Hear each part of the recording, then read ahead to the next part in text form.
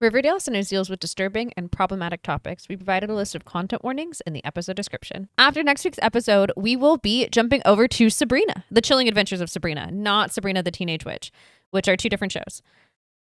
Equally fun. Different funs. Very different vibes. Very different vibes. We are watching that via Netflix, much like how we watch Riverdale in the United States of America, where we are. Yeah. But wherever you are, find it, acquire it, and we will jump into that after we finish this season of Riverdale, because that's how the timelines kind of line up for the shows. Yeah. So we're doing it release order for across all these shows. So it'll be, we're finishing up season 2 now. We'll go into season 1 of Sabrina, then back to Riverdale for season 3, then back over to Sabrina, and we'll be kind of doing that as we go forward, and we'll keep you updated on all those things as we also work in Katie Keene. And if we don't do it that way, we will all be really confused at different points. Yes, absolutely. So we got to. Yeah, because eventually there's just, it's not big threads, but little threads tie in together. Well, so, on with the show.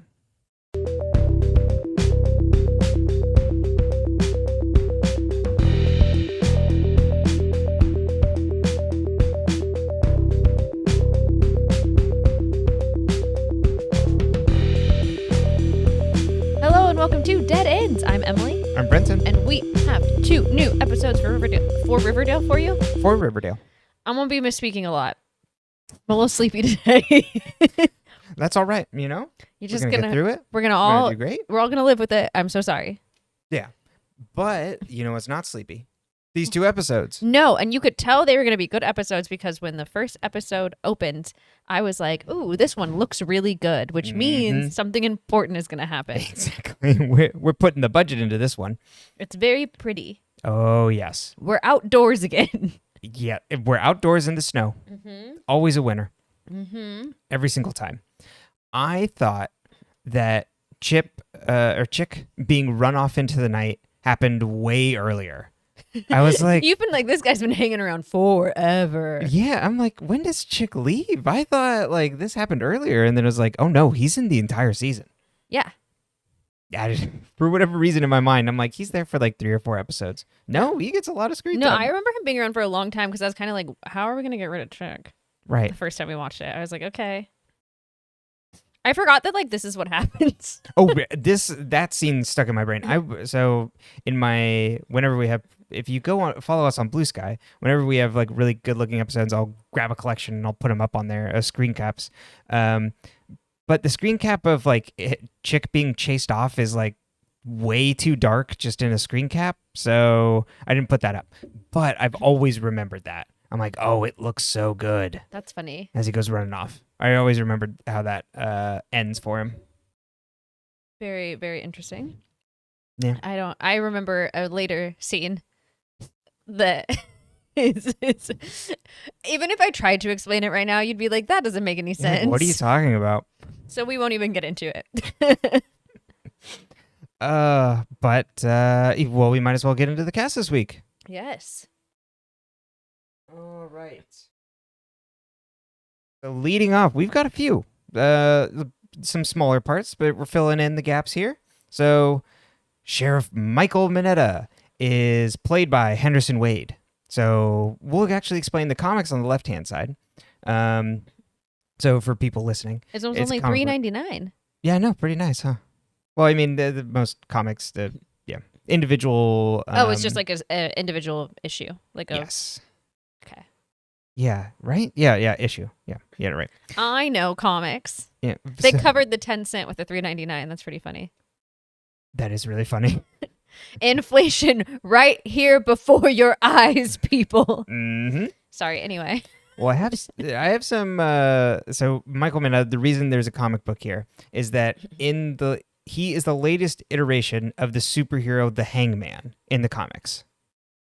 Now. I'm assuming this is an Archie comic? Yeah, well, okay. This is part of Archie Comics, but Dark Circle Comics is the imprint, and it was formerly called Red Circle Comics. Oh. Yeah. Okay.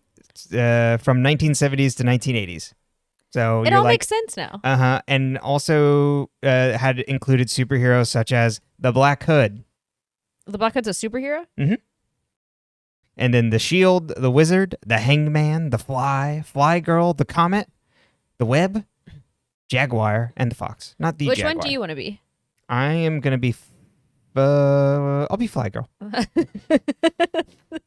was what I was going to pick. Oh, okay, sorry. I'll be the Web. Okay, that's Because it's kind of like Batman. It's like, oh, he was, at least in the Nolan movies, it's like, he was afraid of the bats, and that's why he took on the name. I'm afraid of spiders, so that's why I took on the name The Web.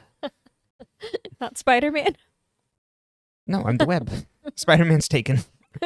Also, I'm saying Batman took Batman's. Spider-Man's not afraid of spiders, though. No, he isn't. He's just broke all the time. And I don't know about the Web, but like... He's just broke all the time. Canonically. Got no money. No prospects. He'll never marry MJ, according to the current comics people that are running it. Insane. Yeah.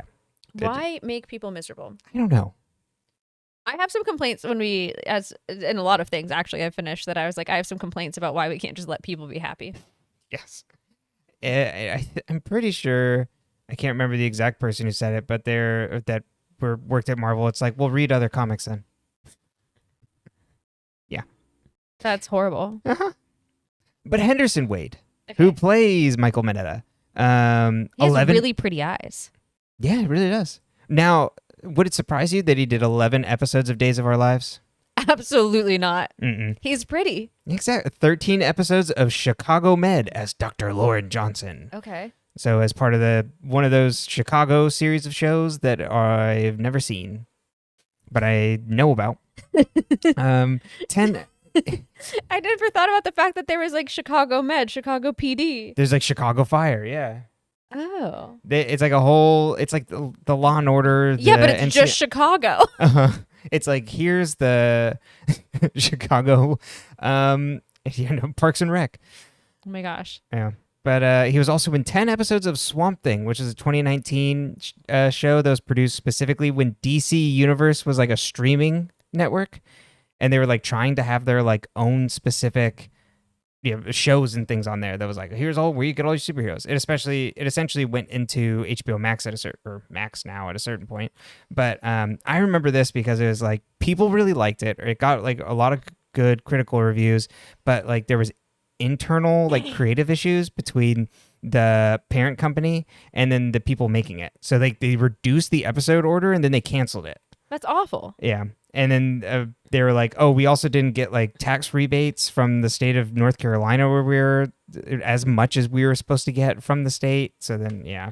And then it just ended up being like languishing and like maybe it'll come back. And never did.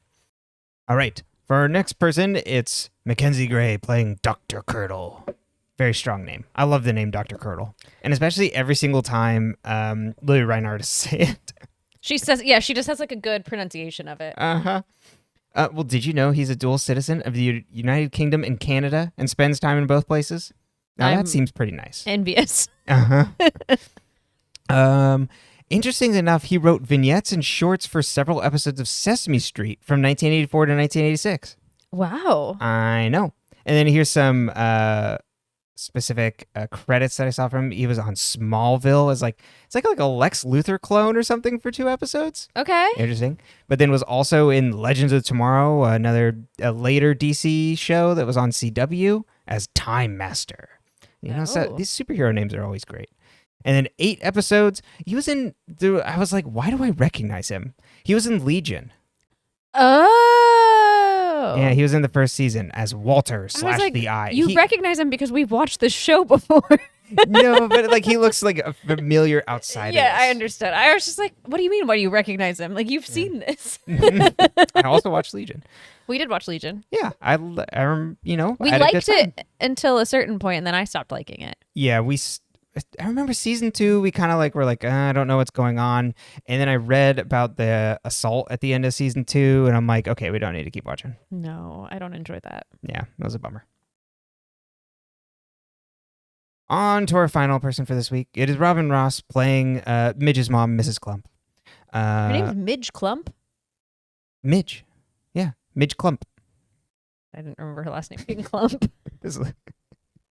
She's barely in the ground. So Robin Ross was in 4 episodes of The L Word in 2004. I know there was a revival, so that's why I put the year there. But was also in 27 episodes of the Mega Man TV series as Roll. Did you ever watch that as a kid? I don't think so. Oh, man. I don't remember much about the show, but I remember the theme song. Like over and over. Okay, you're not going to sing it? The super fighting hero, Mega Man. And it does that every time. Did you ever watch that? Oh, I don't know. I have to look at it. Okay.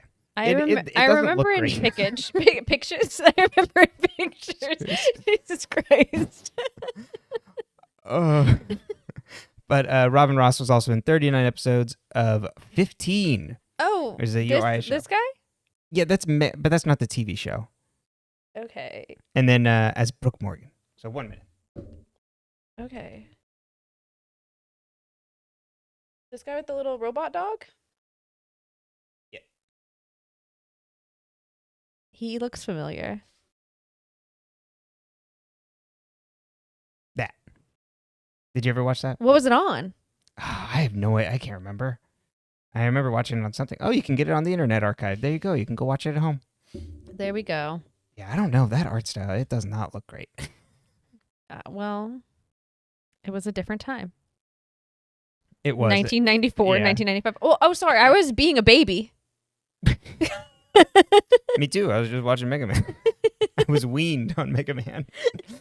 I think Just kidding. They reshowed things all the time. I think most people nowadays are like, yeah, that wasn't a good show. Okay, well. I mean, I'm not judging you. Yeah. But I was like, oh, hey, I got to list that. I like it. All right. So now on to the episode recap. Chapter 32, Prisoners. This is based off of the 2013 thriller film directed by Denis Villeneuve and written by Aaron Guzikowski.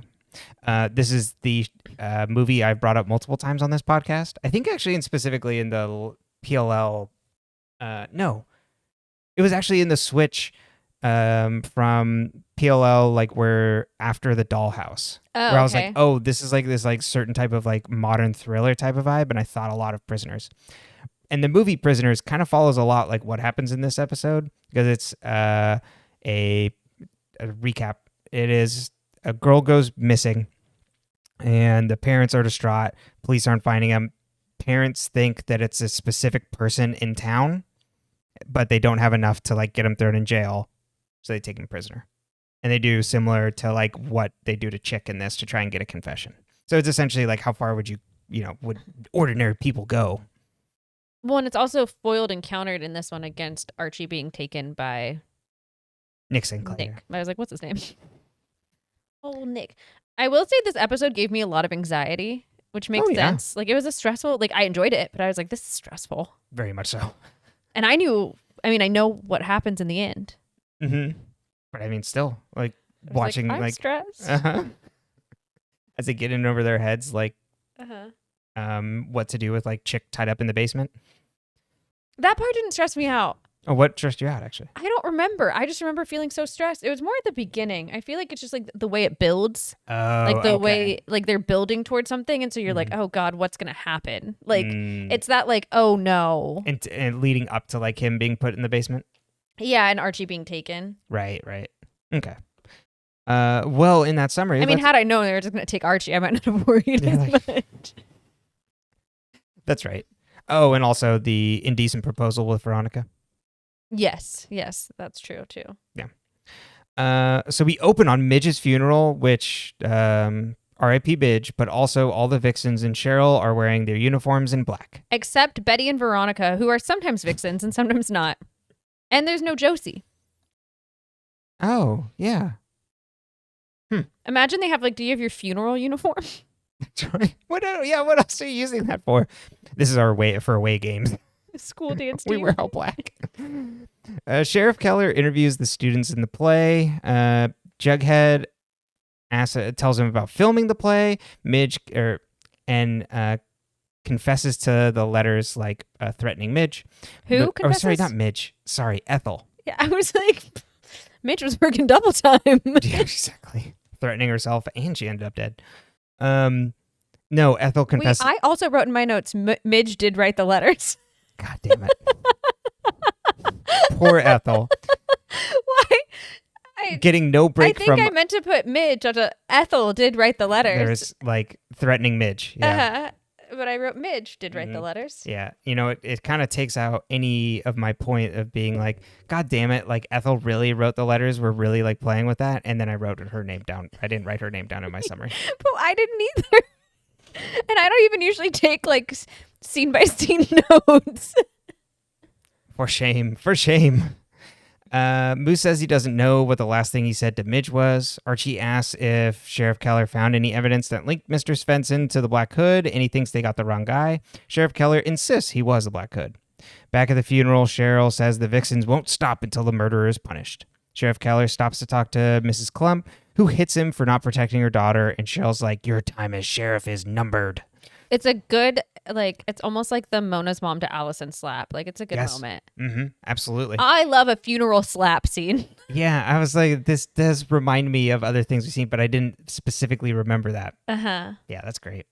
I think there's multiple funeral slap scenes. In PLL? Maybe, yeah. Probably. Are there more than one? The one I can think of, though, is the Mona's mom to Allison. Mm-hmm.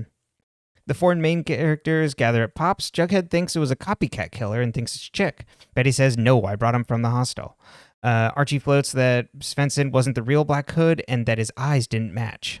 Veronica wants Archie to stay calm, and Archie's worried the Black Hood is cleaning up victims who escaped from him and worries about his dad. Veronica tells him not to go vigilante mode. Keller visits the Cooper household wanting to interview Chic. Hal says Chic doesn't live here anymore, but he can bring him over tomorrow. Keller leaves, and Alice worries about Chic being thrown under the bus, and Betty says, don't worry, Dad, Mom is just being overprotective. Archie walks back home when he sees someone wearing all black down the road. He can't find...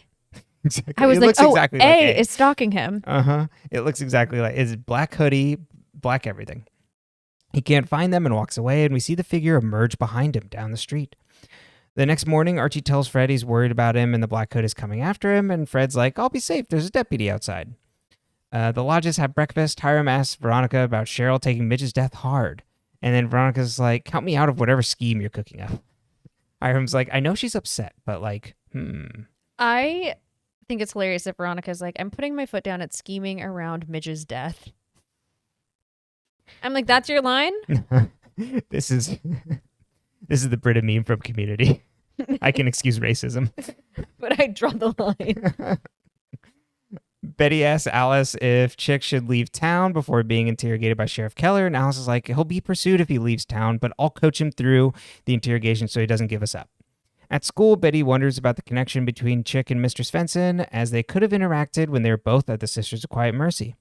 Hermione visits Thistle House to talk to Cheryl about Midge. She asks Cheryl to write an op-ed to get Keller to step down. Jughead and Betty visit the sisters and ask about Mr. Svensson and Chic. The sister asks for a warrant. Betty says, I'm cousins with Cheryl Blossom, who escaped your illegal conversion therapy. And then Sister Woodhouse is like, fine, here's the files. They do this every time. It's a song and dance between them. Jughead finds that Chic and Mr. Svensson... It's like flirting for them, you know? There's protocols, right? Yeah. I can't give that to you. Oh, darn, you asked. Mm-hmm. It's what like are you going to say? You got to ask 3 times, and then I'll say yes. Yes. Like one of those, the like, troll like Sister Woodhouse. Yeah, or like a witch's curse where it's like, well, you have to ask 3 times, and then it'll undo the curse, and I can answer your question. That's right. Say only ask twice, and you're like, Guess you don't get to know. Or it's like in a video game where it's like, why don't I get anything to learn forward? It's, well, you didn't ask you didn't talk to him the 3rd time. Jughead finds that Chic and Mr. Svensson overlap their time there, and they look at Chic's file, but it's the picture of the child is different from Chic. Archie visits Mr. Svensson's abandoned house. As he's looking away, a figure in black runs by. Archie follows him around the house as 2 other figures in black beat him up. Jughead and Betty come home and find Chic in the kitchen with Alice. Betty shows Alice the photo of the kid, and Chic says, Betty's just out to get me. They corner Chic in the kitchen, who grabs a kitchen knife and starts swinging. He cuts Alice, but Betty knocks him out. The Lodges celebrate recruiting Cheryl. Veronica gets a call from Archie. It's from Nick St. Clair. Nick St. Clair on Archie's phone, and he wants $1 million for Archie's release. Okay, so I realized later what this is because it's him trying to get his bones or whatever, and he's gonna actually kill him. This whole thing is so dumb. But I decided the phrase of gonna like get your bones. make your bones. Make your bones. Is that like a real thing? I don't know. Anyway, it's really funny. We don't hang out in that community, whatever that community may be. The rich mob community. Yeah, exactly. We don't have the money. No. We're not above it. We just can't afford it. But the idea that this rich kid is trying to extort Archie for $1 million makes no sense. Like, I'm like, you have $1 million. Right. What do you want another $1 million for? Mm-hmm. It's just a pretense, I guess, to get everything, rolling. But like, they should have called it out. So it's like, what do you actually want, Nick? Yeah, because it's like, well, obviously you don't want money. Your parents have money. Mm-hmm. Veronica's not thinking straight. No. And Archie's got a concussion. Well, what's Archie going to do asking? It doesn't help him, and he's tied up anyway. That's true. He can solve the mystery all he wants, but he's still there. Hiram says he won't pay for Archie's ransom. Veronica goes to call the cops, and Hermione says they have ties to the mobsters. Don't do that. And Hiram says they'll figure it out. Be patient. Veronica storms off angry, and Hiram turns to Hermione. He's like, Archie's not blood. And he's my mad dog, so we can cut him loose. And if we do this now, we'll be setting a precedent, and they'll come after Veronica next. Kevin comes in angry at Cheryl for her op-ed, and Cheryl doesn't back down and wants his dad to step down as sheriff. Chick wakes up in the Cooper basement tied to a chair. Jughead and Betty want his real name, and Chick begs that he is actually Chick. Betty says, when I met you, you said you were Charles Smith. Chick says, no, I only said I was Chick. I met Charles on the street, and he told me all about you guys and the family that didn't want him. Charles OD'd on Jingle Jangle after Alice shut the door in his face when he came by the house. Alice runs off crying, and Betty follows after her, and Alice cries and says, it's true. I remember this guy that came to our door, and I killed my son. Betty says, we don't know who he is or if he even telling the truth. And Alice says, watch him. I'll be back. Okay, I have so many questions. When did this happen? Yeah, the how past. Did he totally remember this? Yeah, the past, big, beautiful. She looked at this child and did not see him as her son. Yeah, and right, yeah, that's true. Like when Chick came in. Oh, sorry, you're talking about when he came to the door. Yeah. So it's like, I guess, did she have something in the back of her head or something? Yeah, I don't know. I don't understand. And I'm not saying she would recognize him. She might not. I don't know. But it's just interesting. And then also, my favorite thing about this is that Chick's like, I won't talk. And then 2 seconds later, he's like, oh, he OD'd on Jingle. He's immediately talking. You're just like, for someone who doesn't want to talk, you love yapping. Chick loves the drama. He lives for the drama. Yeah. How long has Jingle Jangle been on the streets here? Yeah, I thought it was a new thing. Yeah. So he must have died recently. So then he must have come to buy the house recently. Yeah. Yeah. What's your timeline? Archie tells Nick to let him go because the Black Hood is on the loose and his dad is in danger. And Nick is like, too bad. It's an odd plea. Yeah. He doesn't know Fred. He doesn't care about you. He yells at Archie that his dad is going to disown him because he doesn't have the guts to be in the family business, but Archie will help prove him wrong, and he's going to make his bones. And he punches Archie while his cronies hold Archie down. It's so weird, too, because if you just wanted to kill Archie, you would have done it by now. Yeah, but he wants to do the indecent proposal. Because he's also a creep. He is a creep. Yeah. Veronica sneaks into her dad's office and opens up their safe to steal the large amount of money in there, but she realizes it isn't enough. Oh, wow, I can't believe my dad doesn't keep $1 million in his safe in cash. She calls Nick to meet up, and Nick says, meet me at Pop's and come alone. Kevin talks to his dad and tells him not to take the op-ed personally. Tom is down and is worried he shouldn't have closed the Black Hood case. They hear his car alarm go off, and they run out to find his cop car graffitied to say killer and his windshield broken. We don't know who does this. No, and... Does it ever come up again? I don't think so. But if this were real life, there would be they would stop all the Black Hood investigation to find out who did this to Sheriff Kelly's car. Mm-hmm. That's how we know this is fantasy. Veronica meets Nick at Pop's. Nick shows a picture of Archie bloodied to prove he's alive. Veronica hands over the bag, and Nick's like, this is enough. Veronica says, let him go and I'll get the rest. And Nick says, well, how you come up with it if not from your parents? He asks her for a night together instead. Veronica asks what word do we have? What word can you give me that you'll let go of Archie? Alice visits FP at his trailer and is like, Charles was your son and I had to give him up for adoption, and catches him up on Chick and Charles. And FP's like, asks if her son is Chick, and Alice is like, no, he's someone else, but like she can't get it all out clearly, so like FP's confused, but he hugs her and like consoles her. She's like, I had your baby and I killed your son, and it's like, is Jughead alive? Right? Who? Did she hit him with a car? Who's Charles? Who's Chick? Betty has the lollipop ringtone back, but it's weird in this episode that Chick is even like, who calls you with that weird ringtone? So that means Betty set up the ringtone specifically for the Black Hood, but didn't she have the call before the Black Hood called her? No, I think the Black Hood set it up on her phone somehow. Oh, you think that's what it is? Because it rang that way. But it comes in as like unknown. Yeah, but it's the only time it makes the lollipop ringtone. I know. That's what I'm saying is weird. Mm-hmm. Okay. So somehow when she gets calls from the Black Hood, the number is unknown, but it rings lollipop. Yeah. And not in every episode. But it seems to have made an impression on Chick to what we'll get to later. I think there's only one episode where it doesn't. We were like, oh, does it not do that anymore? Uh-huh. And it hasn't been back since. Well, he hasn't called her since. Yeah. I think he's called her a few episodes. When? I think there's been 4 episodes of Black Hood calls. And there's only been 1 episode of Lollipop Ringtone. I know there were a couple in a row. I could be wrong. I don't know. I have a hunch. Okay. But also, if you've listened to this podcast long enough, my hunches are usually wrong. And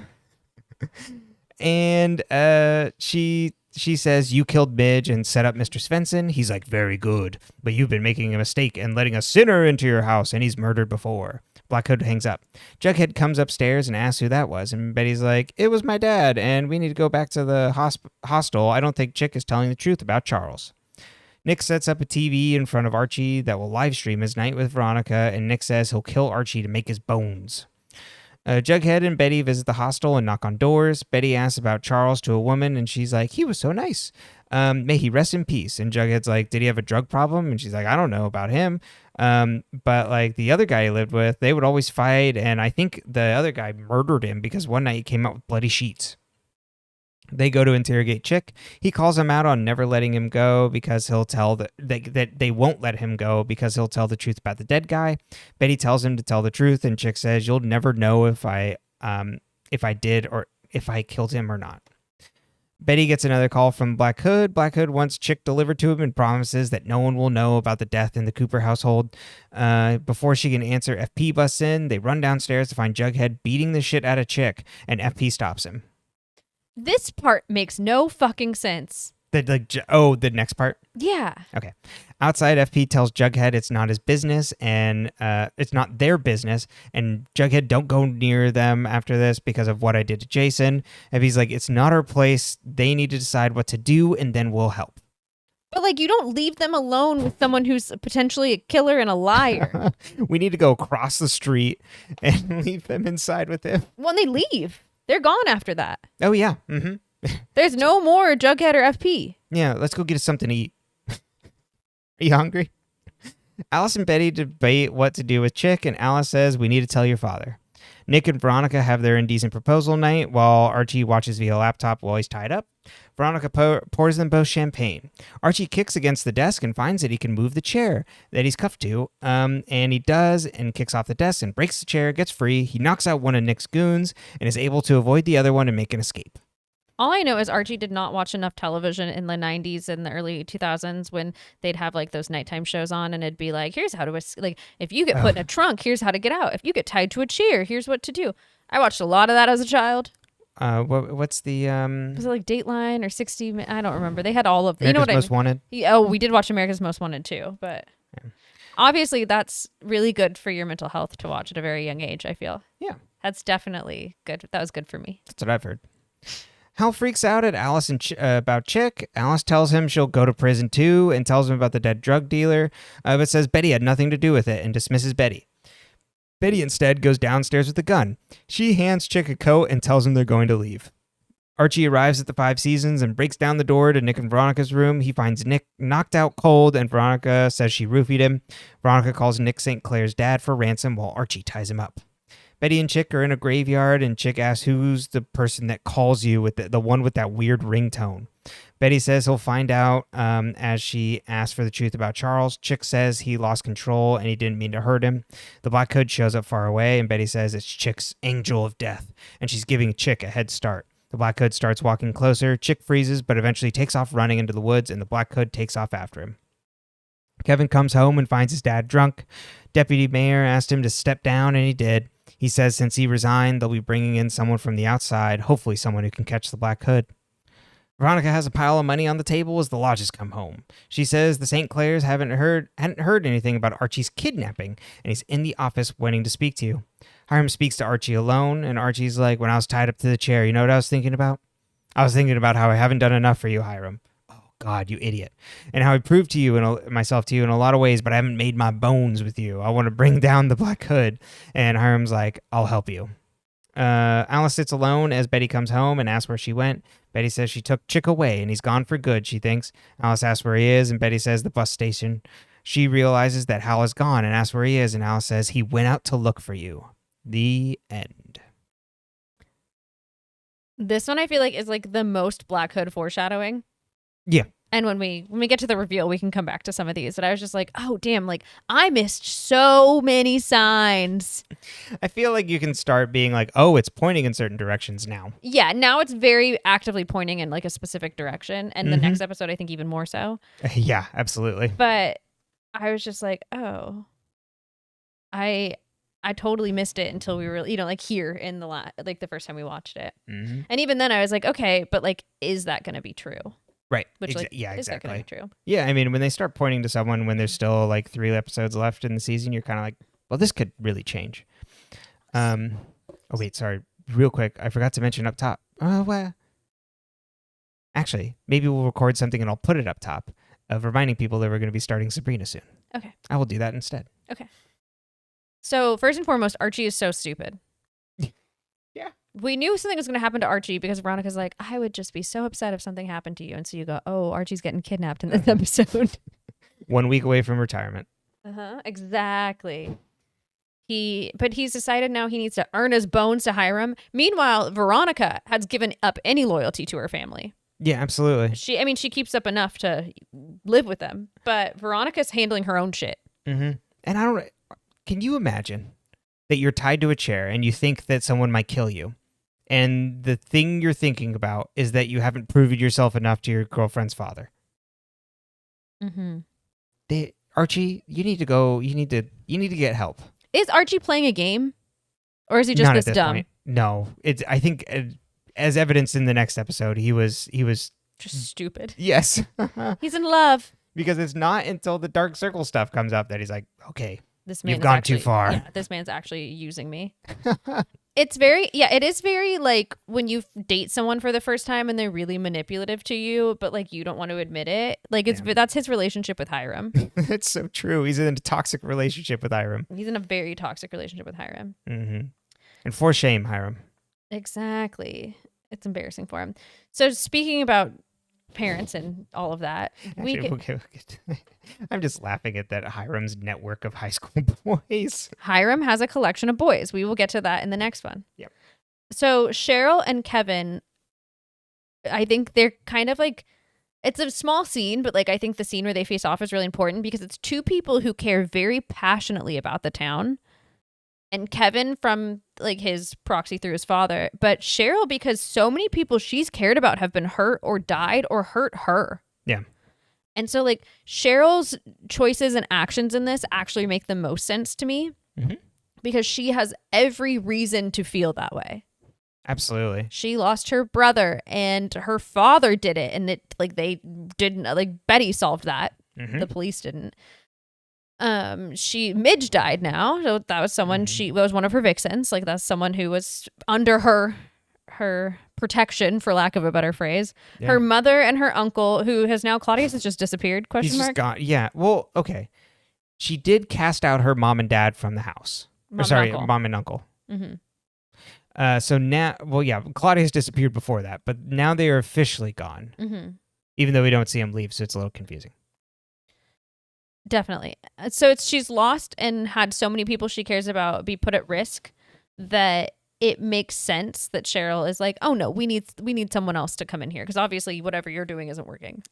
Oh yeah, and also that there was nothing stopping her father's business too in town and like running the town. So and yeah. nothing's she knows how seedy the town is. Cheryl, much like Veronica, is not disillusioned by she's not fooled by the fact that everyone pretends like everything's fine in this town. She sees the town for exactly what it is and like loves her maple business and her family legacy regardless. In spite of it almost. Yeah, absolutely. It's the only like fault with Cheryl is that she has no plan for once Sheriff Keller's gone. Oh no. Yeah, what high school girl would? That's true. If this person isn't doing a good job, it's not how do we fix the infrastructure? Like right. She's 16. That's true. How soon I forget. So the Charles Chick of it all. We get a photo. It's not Chick. It's some other kid. And we get this reveal, and we get all this kind of Chick info dump, maybe where we think maybe Charles is dead. We assuming Chick's not lying. It's hard to take him at his word. And also the neighbor also thinks that Chick killed Charles because of the bloody sheets. But then Betty just like hands him over to the Black Hood. I'd be like, can you get a confession out of him first? You know what I mean? Like, ask not what you can do for the Black Hood. Ask what the Black Hood can do for you. That's okay. That is fair. You know what I mean? Right. If you're gonna call me with your weird, creepy ringtone, you can at least get a confession out of this man before you kill him. Well, but any confession under interrogation and things, that's not going to be entirely truthful either. So you're not going to get the truth. Maybe not. You'll get an answer. Interrogation does not work. Why did Betty lie to Jughead lie about the Black Hood calling her? Uh-oh, it's my new ship, Jughead. Jesus Christ.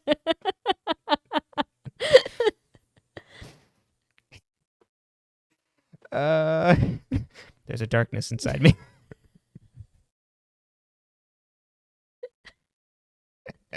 Oh my god. Sorry, go ahead. Why did she lie to Jughead about the Black Hood calling her? It's the Betty. It's not real if she doesn't tell anybody, or she's handling it herself. It's like I'm dipping into the darkness in me. But is that even dark? Like you're just Jughead be like, yeah, turn over Chick. I don't think Jughead would be like, don't do it. Like I don't think Jughead has as strong of a moral compass as Betty thinks. Yes. Big bang boom, we're done. Yeah. Well, that would handle the problem. Actually, great. Yeah. Maybe she's like, he doesn't have the stomach for this. He was pretty upset last time I told him I killed someone. Well, but she wasn't telling him that anything happened. She had just gotten the call. She hadn't even decided she was going to hand Chick over. But maybe she was thinking about it. She's like, how could I work this? I think it's an odd one. But those are my main things I have. That and the whole, it's kind of fun. We have these two parallel kidnappings, like I mentioned earlier, where you have Archie being taken as a prisoner so that Nick can earn his bones and like sleep with Veronica. And then you have, whatever. And then you have Chick who's being kidnapped because he's evil and they want the answers from him. Right. And in both cases, the prisoners are freed by the end of the episode. Though Archie rescues himself. Damsels do it them damn selves. Right. That's what I always say. And Chick is released by Betty so that she can turn him in. Yeah, get killed, essentially. The scene of her being like, I'd give you about a 70% chance. 60. 50, like, and he's not running. I'm like, this man is the stupidest motherfucker. Yeah. Chick has no self-preservation skills. No, he's been trying to get himself killed, I mean, like you mentioned, from day one. Yeah. And so, like, now you can kind of see over the past weeks we've been a little cagey about, like, what's Chick actually doing, because we knew all along that because we watched it before. Yeah. So it's like these weird situations that Chick seems to put the family in. It's like, is Chick trying to, like, you know, like Betty says in the next episode, like to test us somehow? Or is he literally just like incompetent and reckless? seems to fall more in the latter because the Black Hood chases after him to try and kill him. Yeah. I don't know. So who knows there. But yeah, I mean, I feel like the thesis of the entire episode is Don't where get they have- kidnapped. or a chick at the bottom, a chick tied up in the chair, and he's like, you will never know whether I'm telling the truth or not. Mm-hmm. Definitely. That, and I think for Veronica's plotline, it's this idea that Veronica has to handle her shit. Veronica has to handle everything. She does not trust her family. She knows they're manipulating Archie. She doesn't want Archie playing vigilante because she knows it's dangerous. She hates the fact that Archie and her dad are in cahoots. Like, so it's her really being like, oh no, like, we're not doing this. And and when she's like, okay, Dad, like, you need to explain to him why you didn't go get him. But then I'm like, Archie does not hold him accountable to that at all. No. Have some self-respect, Archie. But this is also that toxic relationship we're talking about, you know? Well, He's it's infatuated. predatory. Yeah. It's Absolutely. it's this person someone looks up to or wants their approval, and they'll do anything to get it, and how dangerous that is. Mm-hmm. And especially when it's a child, which a teenager is, and an adult. Yes. He's absolutely manipulating and abusing Archie here Mm-hmm. in many increasingly outsized ways. Mm-hmm. Hey, Archie, why don't you round up your militia boys? Why don't you collect your group of boys? Yeah. But it is good for Veronica to finally have the separation. Mm-hmm. Where she's like, okay, no, we're not doing this anymore. Mhm. Yeah. I can go my own way. And I can handle myself. Yeah. We love it. So as the show goes on, kind of from this point onward, we really get a lot of like Veronica, Hiram, like they kind of like, you know, back and forth or like a tug of war. And it's actually one of the more fun plot lines, I think, of the show. Yeah. There's certain ones I think that are better than others. You know what I mean? It's Riverdale. It starts to get weird. Not that kind of weird, just weird. But yeah. I think it's kind of fun because at least it's like, it's showing her as like a strategic and like shrewd person. Like she's like, oh, I got this. I can handle this. Mm-hmm. It's fun. It's good stuff. So, yeah, I think that's it for me. Perfect. You ready for the next one? Let's do it. All right, on to Chapter 33, Shadow of a Doubt. This episode title comes from Thornton Wilder's Sally Benson and Alma Reville's. Sorry. Hard to make all those possessive. 1943 American thriller / film noir, which was directed by Alfred Hitchcock of the same name. So let me know if this sounds familiar to you. The story follows Charlie Newton, and her family who live in a very quiet Santa Rosa, California. An unexpected visit by Charles Oakley, her charming and sophisticated Uncle Charlie, brings much excitement to the family in the small town. That excitement turns to fear as young Charlie slowly realizes her uncle is in fact a wanted serial murderer known as the Merry Widow Killer. The fear escalates when Oakley realizes she knows his secret. It's interesting that that's this episode instead of like the previous one about Chic. I understand the prisoners one makes a lot of sense. Because it's not. This is about Betty realizing who the Black Hood is. Right, and thinking it's her dad. Yeah. Yeah. That's the comparison they're making. It's not about Chic. But it's like Chic comes into their home thinking, and they think he's like someone else. Mm-hmm. So I think that's where it's her uncle is her uncle in that. It's just that her uncle's also the serial killer, right? Oh, I misinterpreted. I've never seen it, but I'm just. Cut this. You can cut this. Archie, You're so right. That was such a good point. Oh my God, did we lose the footage? Oh, yeah. I guess we can't use that. A bunch of static. We didn't tell you we film on VHS. Takes us forever to upload to YouTube. You gotta mail it to him. We have one of the little machines that we put it in and rip it. I mean, that'd be fun, but you know, I don't know how to do all that. That's okay. Anyways, Archie goes door to door campaigning for Fred while he's haunted by the Black Hood. He visits someone who accidentally slips that he's voting for Hiram, even though Hermione is the one running. Oh, paging Mr. Freud.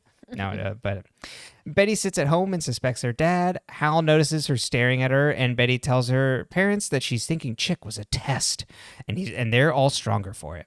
Veronica tells Archie that mobster word has gotten out that she took out Nick, so the other mobsters are sending their sons to try and court her. Hiram asks to speak to Archie alone, and he's annoyed that Archie is campaigning for Fred. Archie's like, I'm not actually doing it. I'm looking for the Black Hood by looking into men's eyes. And Hiram's like, I've been down that road before too. And it's like, what are you two actually talking about? He's like, it's just like searching for a needle in a haystack. But if you still want to make your bones, reform the Dark Circle. The new sheriff is someone I know, Michael Minetti, and he can coordinate with you to find out who the Black Hood is. Jughead asks Betty if she's heard from Chic, and she says no. She tells Jughead she thinks Hal is the Black Hood, but he thinks it's a joke. Veronica meets the Bachelors, but goes to run off to school, leaving Hermione annoyed. Betty asks to speak to Cheryl alone, and she... Did you explain who the Bachelors are? From the mobsters. Oh, did you already explain that part? Yeah. Okay. I called them that they're saying they're mobsters' sons. So I just have heretofore am referring to them as the Bachelors. Okay. So I understand the vernacular change there. I was just like, do we Who know? are the Bachelors? We don't watch The Bachelor. Who will she give a rose I wrote to? them in as the Mafia Princes because that's how she had good. referred to it. Mm-hmm. The princes are sent to court her or whatever. I should have just done Princess. For my notes, make it easy on me. Betty asked to speak to Cheryl alone, and she asked if she knew her dad was the one who killed Jason, and Cheryl's like, subconsciously. Betty tells her theory about Hal, and Cheryl's like, I don't know. He hasn't been very sneaky around Thistle House. Betty's like, I just have a feeling, and Cheryl's like, well, go to the new sheriff. And Betty's like, well, I want to be sure first. And then Cheryl tells him that and Betty tells Cheryl that she needs to be the one to confront him. Hiram catches Hermione up before the mayoral debate. Hermione and Fred are neck and neck. Hiram is hoping the Dark Circle will cause a mess that will reflect poorly on Fred as a parent. Archie gathers the boys around. Moose tells them that Midge was seeing a serpent, which really pisses Reggie off out of everybody. Reggie is so mad about this. And I'm like, were you also sleeping with Midge? Exactly. I don't remember if there's something else, but Reggie is so pissed about the serpents. Well, because he doesn't like the serpents in general. Remember at the beginning? But it does seem like that Reggie is like they did something personal to him. He didn't say anything, or Moose didn't say anything, so Sheriff Keller didn't suspect him as Midge's killer. Jughead tells the serpents that the Goonies got released from jail and are angry. This doesn't come up. The Ghoulies. Oh, I said the Goonies. The Ghoulies. The Goonies go to jail for. The Dark Circle boys bust in wanting a fight, and Archie and Jughead have to break them up. Betty offers Alice to go back to work at the register, which excites Alice, and Betty's like, well, I can help too. And Hal's like, my girl's working together with me back at the paper. Fangs tells Jughead alone that he was actually hooking up with Midge. Fangs is worried because of how guilty it makes him look now, and Jughead tells him to lie low. Veronica interviews the Bachelors, a.k.a. the mob princes. She ends up liking Elio's pitch the best, since his parents own casinos. I find this very funny. We'll come back around to it. Jughead finds Black Circle flyers all over the school and goes to Archie. He asks him to lay off the serpents and says one of the serpents was with Midge, but he's not going to say any names. You left out an important thing from the Elio conversation. What? Which is that then when Archie is talking to him... That's later? Oh, okay. Yeah. I have it all at one time. It's in two bullet points. Okay, on my notes. Cool. Never mind then. I take it back. But he doesn't give his name. Archie will tell Reggie to back down. They both go off to meet the new sheriff. At the station, they see Hiram there with the new sheriff, who was caught up on both of them by Hiram. It's like, here's Archie, and he's like, I've heard a lot about you. And it's like, here's Jughead. He's like, I've heard a lot about you. And Jughead goes to talk with Sheriff Minetti alone. Hiram doesn't like that Archie showed up with Jughead, but asks him to accompany Veronica on her visit with Elio that night. At Pop's, Veronica cheers with Elio as the families agree to open up Sweetwater Casino together. Veronica goes to the bathroom to powder her nose, and Elio asks how Archie got in with the lodges, and asks if Archie made his bones killing Papa Poutine, and that Papa Poutine's son is looking for revenge. What's his son's name? Small Fry. His son's name is Small Fry. I missed it. I was like, that's the whole reason why I cared that you skipped it. Small Fry, that's so Small good. Fry is looking for payback. Little potatoes. Papa Poutine, little potato. They set up a lot in this episode that does not happen. The Ghoulies are released, and Little Potatoes out for Archie. Betty works late at the register. It doesn't happen in this episode. Right. I'm just... Wait, what are you trying to say? Yeah, future episodes, right? Is that what you're saying? That it doesn't happen in future episodes, or that it does? It doesn't happen in this episode. It doesn't happen in this episode. That's what they're setting things up for the future. I think that's how storytelling works. There's just a lot in this episode. Got it. Like, Yeah. Because there's so much that goes on in this episode, but there's also lots of like, hey, the ghoulies are out, and then there's no ghoulies, and it's like, hey, like Papa Poutine's son's like looking for you, but he doesn't show they're just up. like threading things for the future. Yeah. Betty works late at the register as her parents go off for dinner. She breaks into her dad's desk and copies the schedule. She shows Cheryl the schedule, and and it lines up with the Black Coat attacks. The register phone rings, and Betty picks up a call from Dr. Curdle, and he's like, hello, Mrs. Cooper. I have a warm corpse for you that was mutilated off the side of the road. And then Betty tells Cheryl she's worried it's Chic because she sent the Black Coat after him. Archie comes home and finds his dad upset in the kitchen. He got a note on his front door that says, "You're next, sinner." After a commercial break, the cops are there with the lodges, and Hiram wants to cancel the debate. And Fred's like, we can't cancel the debate. We don't want to show the town that we can be cowed, and stares down Hiram. Hell yeah. Betty and Cheryl pay off Dr. Curdle. He unzips the body bag, and it's not Chic. Betty runs off, and Cheryl goes off to comfort her. She says she's a murderer for what she did to Chic, and the Black Hood got what he wanted. Cheryl says it's not her fault and tells her that she should confront Hal with as much of the troop as she feels that she can and see how he reacts. Betty at dinner with her family tells them about Black Hood calling her and delivering Chic to him. Hal says, I also experienced the darkness too when I was away from the family, and that's why we need each other more than ever. Tony shows Jughead a video she has of Fangs and Midge in her dressing room, and Jughead's like, how did you get it? And she's like, it's all over school. And it got leaked from the sheriff's office. They find Fangs and they try to run away, but they run away from the black circle, but instead run into cops. They arrest Fangs as a switchblade falls out of his pocket. Hiram tells Veronica they can't move forward with Elio's proposal because they don't want to look shady anymore, and casinos are super shady. Well, they do things illegally. He's saying that Elio's family specifically does things illegally. Oh, okay. Casinos also, while a legitimate business, are also pretty shady. Manipulative. Yes, absolutely. And she's like, I just have a dream of opening a casino. What 16-year-old girl doesn't want to open a casino? When I thought about my goals at that age, I was like, go to college, open a casino. I want to extort the local populace, Papa. I should have extorted the local populace. Archie wakes up and Fred tells him to go to bed. There's a deputy out there, and Archie worries about not stopping the Black Hood again and feeling helpless ever since Fred got shot, and he's been trying to remedy that by working with Hiram. Fred's like, is that what this was all about? And hugs him. At the White Worm, the Black Circle shows up with weapons. Archie wakes up to a call the next morning from Jughead. Jughead is pissed about the Dark Circle setting a dumpster on fire and slashing tires. It's like, oh, okay. Well, I mean, that's bad, but like not as bad as I thought it was going to be. Slashing tires on people who can barely afford their mortgages is pretty bad. That is true. I just thought like physical violence was also going to erupt. Got it. Yeah. And Reggie's a chicken. Yeah, that's true. Remember they had one knife fight and Doily got hurt. He stabbed himself.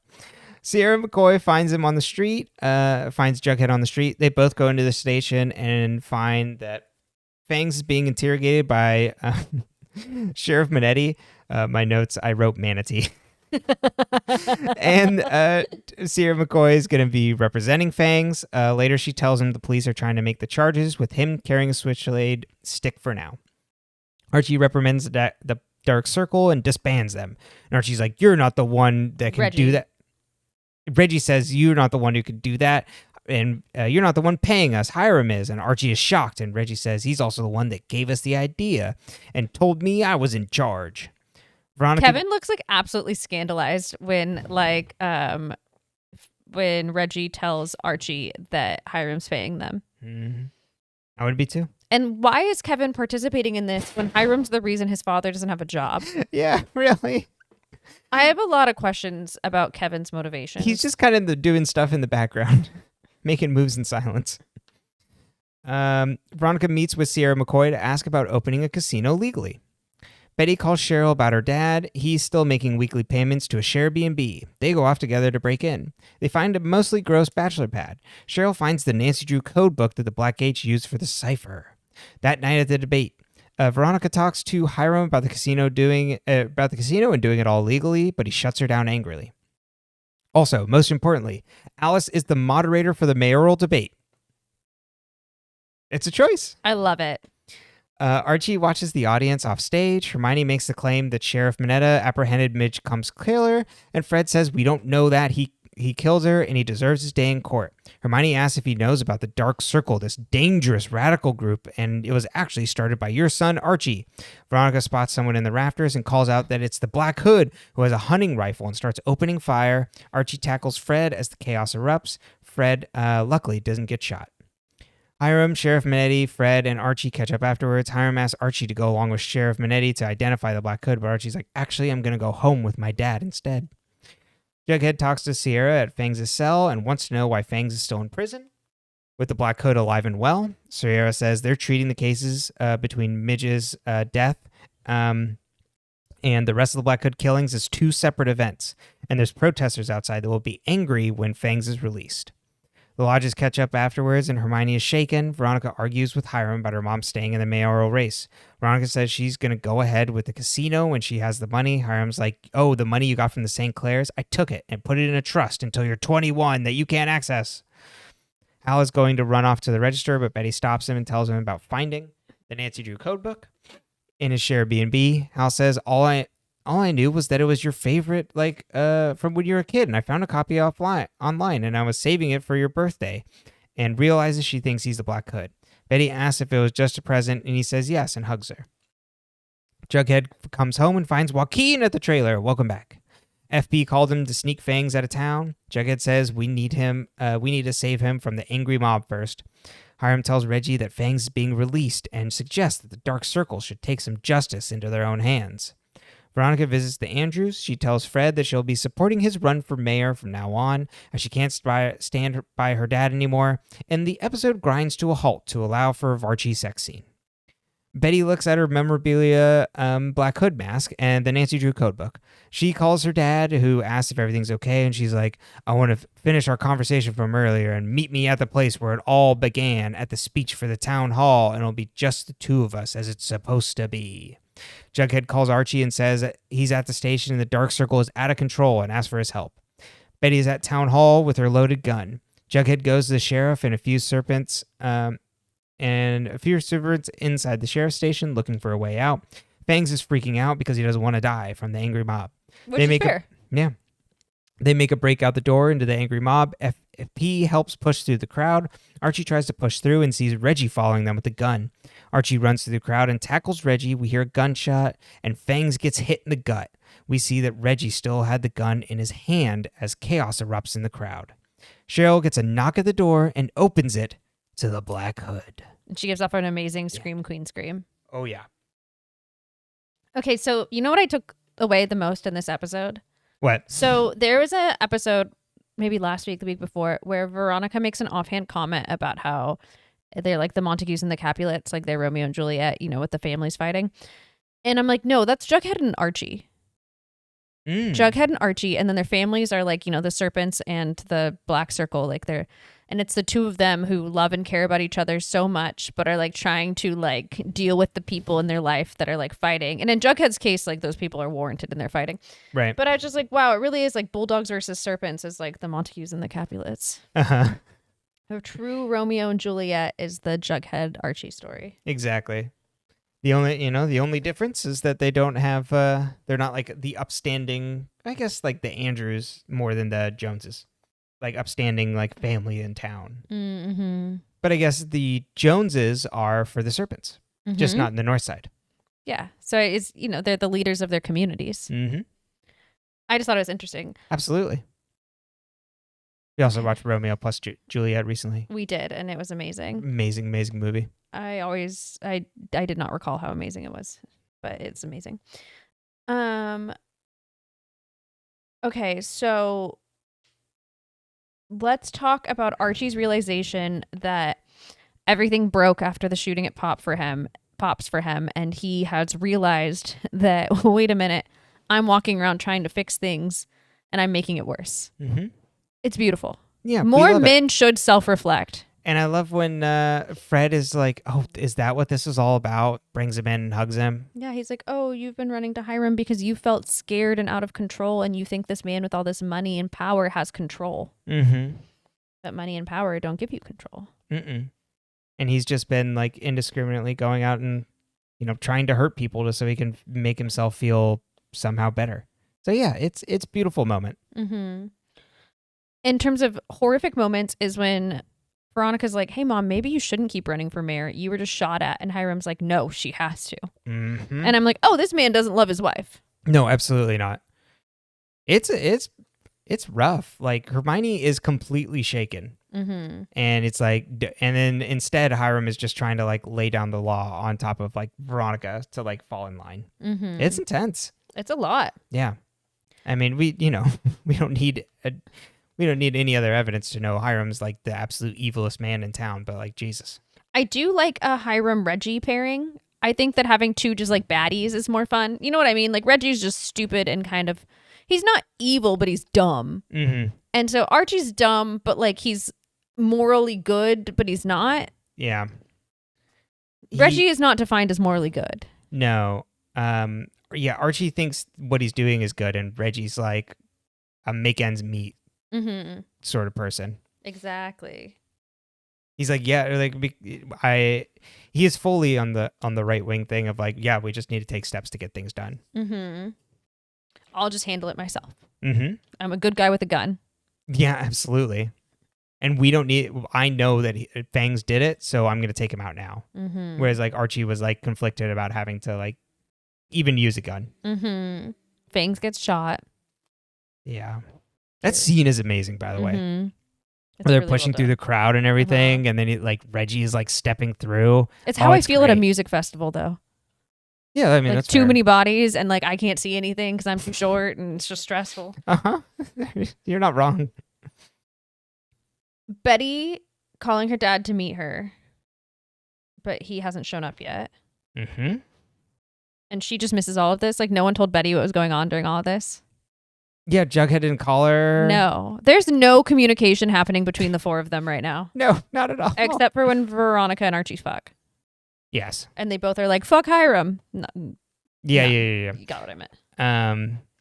That scene's so funny. It's like, okay, you just want to like throw something in here. Well, we gotta have a sex scene. Mm-hmm. We haven't had one in a while. Exactly. It's been a few episode? episodes. We need to have him pop his shirt off. We haven't seen Archie's abs. I do like a Cheryl and Betty pairing. I love when we get a cousin. Yes. Cheryl's like, pray tell, cousin. Mm-hmm. Be wary, cousin. I love Cheryl's lines are really good in this too. I love when they give Cheryl very Cheryl language. Does that make sense? Yeah. Mm-hmm. And the dichotomy's fun because Cheryl actually gets to be the one that's offering advice at taking care of someone, where she's so often on the other side. Mm-hmm. That she's like, tread carefully. I never thought my dad would shoot my brother. Mm-hmm. But yeah, here we are. Betty is still lying to Jughead about Chic. Mm-hmm. Once again, because why? It's But she tells her parents. Right, eventually, but that's like to smoke out her dad. Yeah. And her dad's just like, I too have some darkness inside of me. It's so dumb. Sometimes and it's fun if you were Alice, wouldn't you be like, what the actual? I mean, like, sure, I killed a man, but what the actual fuck? What are you talking about, both of you? What is going on in my family? What darkness? Betty. What does this all mean? I sometimes it's funny when they do this with Betty, and then other times it's just like so irritating. It's so irritating because it's like sometimes it's like the only refrain they give her constantly. It's like there's this darkness, and I'm like, bitch, you have other personality traits. Because it doesn't mean anything. You can pick locks. She picks so many locks in this episode. Mm-hmm. I'm like, give her something else. Her Nancy Drew era, you know? Yeah. It's like but she's not actually feeling the need to kill anybody. It's like. But if that's what they're like referring to it as, it's all super vague and like there's not grounded in anything. So it doesn't make any sense for Betty. She's just like, oh, it's just like the worry of like, what if I could harm someone? But, what if I am evil? I guess it's like that's the insidious thing is like, what if I'm bad? Yeah. It just doesn't work. It's like, what if I'm trying to? Where it's like Archie's not actually thinking about the fact of what if I'm bad. He's like, I am good. Wait a minute. No, I'm not. Yeah, he's like, oh shit. Maybe I've been messing up this whole time. You know what I will say about Veronica wanting a casino? What? These teenagers need some sort of nighttime activity to do because they are hunting murderers instead. Yeah. So like if there's a casino and it's 18 up and they can just go hang out there, I'm like, yeah, give them something to do. This is the loss of Third spaces. Mm-hmm, That's why we need casinos. God. Well, now we just have casinos on the phone, so it's perfect. Whether it's games or sports betting. Mm-hmm. I get a lot of podcast ads for DraftKings. God. Or whatever. Is it? I think that's what it is. DraftKings. Yeah. There's a couple other ones too. And I'm like, in what world? The podcasts I'm listening to are not like they're marketing on everything because I'm like, these are not the people that would be doing this, I don't think. It's everywhere. It sucks so much. And then, just even in like games and stuff, it's like, oh, well, if I spend the $10, I might get the shiny thing. Mm-hmm. The other thing is now Mayor McCoy is all of a sudden representing serpents. She's all of a sudden like, turned over a new leaf. Yeah, she's like, you know what? The serpents, I'll do a pro bono case for them. Yeah, what's going on with Sierra? I mean, good for her. We're happy about it. Mm-hmm. But why is she suddenly like chummy with Jughead?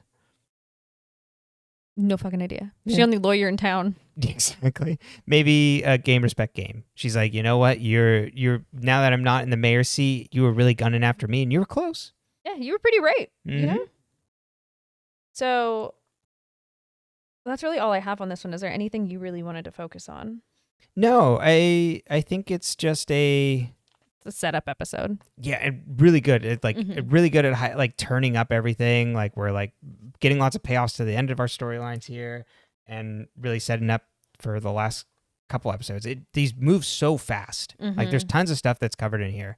I just don't think there's like too much more to like dig into, but like really good episodes. Definitely. Yeah, sometimes it's just good, and you don't have a ton of stuff to talk about to dig into. Yeah. Well. So, you can find this podcast on all your audio podcast platforms of choice at Dead Ends. You can also find us on YouTube at dead_ends, where you can see the video version and me scritching my itchy nose for the past few minutes. I got really itchy. Anyways. Do we need to get you an allergy pill? Probably. Or at least, I don't know, maybe. Put you in the shower. And then I got myself off track. You can follow us on all I don't remember what you said. Yeah, you can follow us on Blue Sky at dead-ends. And you can also leave comments, send us an email about like your thoughts on the episode, or if you have like things you want us to discuss, and we'll discuss it on air. And if you leave YouTube comments also, we like talking to people there, so it's great. Please do that. And, tell people about us, leave 5-star reviews, like, subscribe, all that good stuff. We're a small, humble podcast. And then we'll be cutting and putting something at the front. But as a reminder, after next week, we'll be starting The Chilling Adventures of Sabrina. Very exciting. Very exciting. Mm-hmm. So we'll be watching that first season. So that is also on Netflix, and at least in the US. So, get your copies. But that's it. Well, we don't fit in. We're not gonna fit in. And we love you. We love you so much. Okay, bye.